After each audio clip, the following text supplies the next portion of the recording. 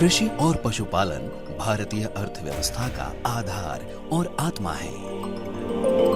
हमारे अन्नदाता जहां एक ओर अपने कठोर परिश्रम से अनाज उगाकर खाद्य सुरक्षा सुनिश्चित करते हैं, वहीं पशुपालन के जरिए अपनी आय भी बढ़ाते हैं। माननीय प्रधानमंत्री श्री नरेंद्र मोदी जी के नेतृत्व में सरकार इन दोनों क्षेत्रों को सशक्त बनाने के लिए लगातार प्रयासरत है।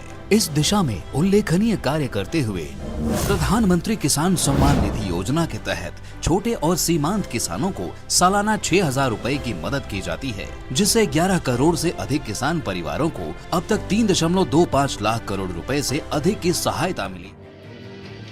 आत्मसम्मान की सबसे बड़ी कसौटी आज भी उसकी आत्मनिर्भरता है।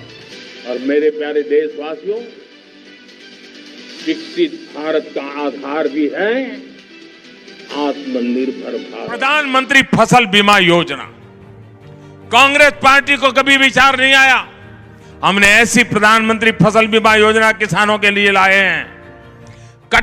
बुआई के पहले, खेत में बुआई के पहले भी प्राकृतिक आपदा आ जाए तो किसान को फायदा, बुआई के बाद मुसीबत आ जाए तो भी किसान को उसका पैसा मिलेगा, कटाई के बाद भी अगर कोई नुकसान हो जाए तो भी किसान को फायदा मिलेगा।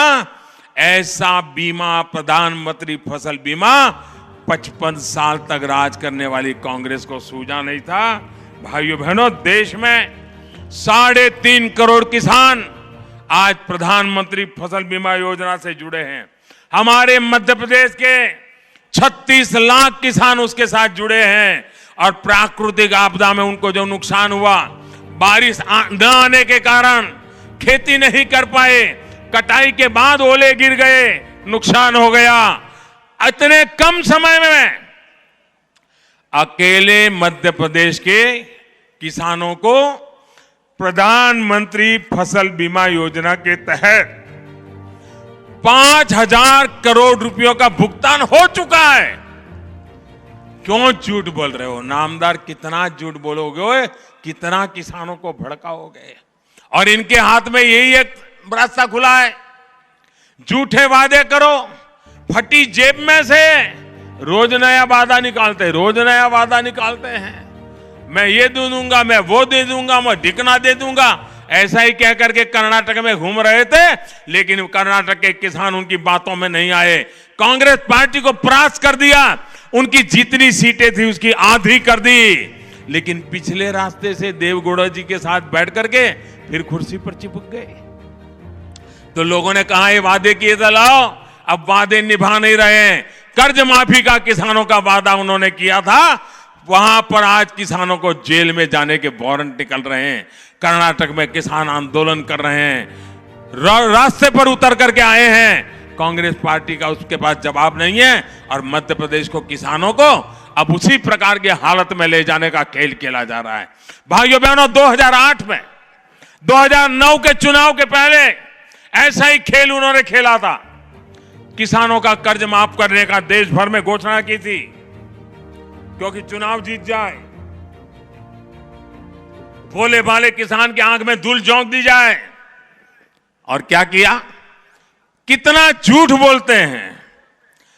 2008 में सरकारी रिकॉर्ड के मुताबिक देश के किसानों का कुल कर्ज 6 लाख करोड़ रुपया था।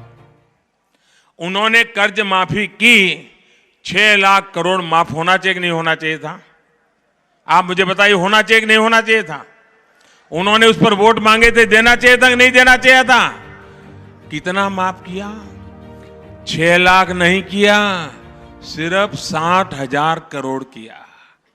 कहां 6 लाख, कहां 60,000 करोड़। और उसमें भी जब सीएजी का रिपोर्ट आया तो 30-35 लाख लोग ऐसे निकले जिनका खेती से कोई लेना देना नहीं था, कर्ज से कोई लेना देना नहीं था। इनके नाम से चेक निकल गए, पैसे मिल गए और वो मौज करने लग गए। भाइयों बहनों, ये उनके कौन थे? कांग्रेस के साथ उनका क्या नाता था?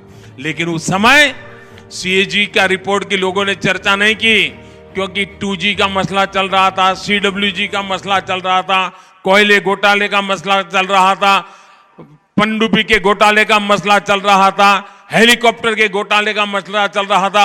इतने घोटालों के बाजार में चर्चा थी कि ये किसानों के साथ जो धोखा किया वो कभी चर्चा में ही नहीं आया। लेकिन मैं किसान भाई बहनों को भी कहूंगा कि आपको भी मेरी मदद करनी होगी, और वो मेरी मदद है इतना ही नहीं, मेरे किसान भाई बहन आपकी भी मदद है, और वो है ये धरती माता को बचाना। हम धरती माता को अगर नहीं बचाएंगे तो यूरिया की कितने ही थैले डाल दें, ये धरती मां हमें कुछ नहीं देगी।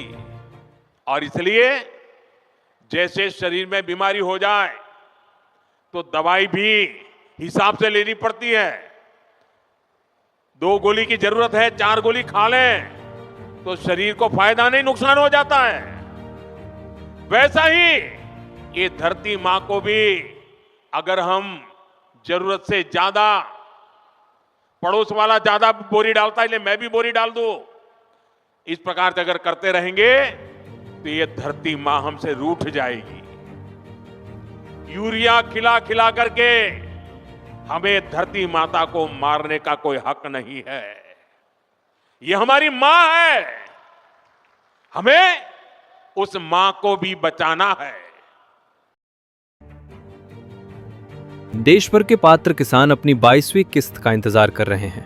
पीएम किसान फंड सीधे किसानों के खातों में जमा किया जाता है। इससे बिचौलियों की भागीदारी के बिना पूरी पारदर्शिता सुनिश्चित होती है।